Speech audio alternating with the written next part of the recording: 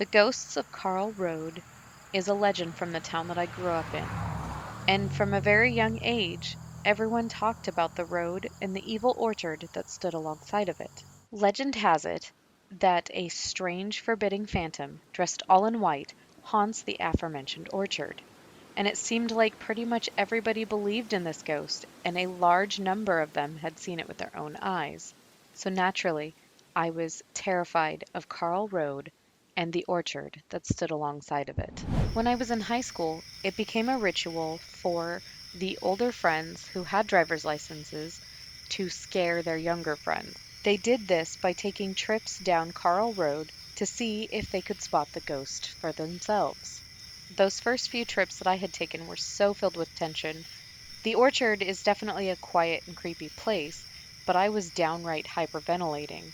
And this ritual consisted of pulling up with your headlights off, then walking through the trees with only the sounds of the leaves crunching beneath your feet, just waiting for the sudden moment when the ghost would jump out at you.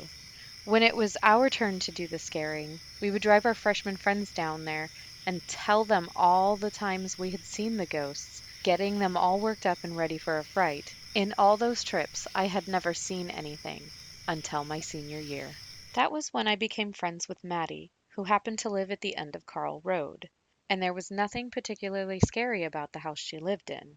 The two of us went out on a double date one night with a couple of guys from the neighboring town.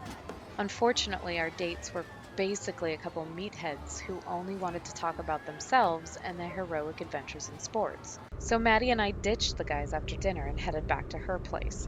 And as a rite of passage, we stopped at the orchard on our way back. But something felt really wrong. It was just too quiet, and the air was really still. At about 3 in the morning, I happened to wake up just sweating. When I got out of bed and looked around, I really swore someone was in the room with me. And after a moment or two, I calmed down and laughed it off. After all of this time, I couldn't believe it that I, of all people, was actually having nightmares about Carl Road. Then I heard Maddie's door open. Elle, did you see it too? Did I see what? And as soon as I asked that, a white light shined into the living room and slowly crept from window to window. And the living room was on the side of the house that faced away from the road, which ruled out a car. The light was too white and too widespread for it to be a flashlight.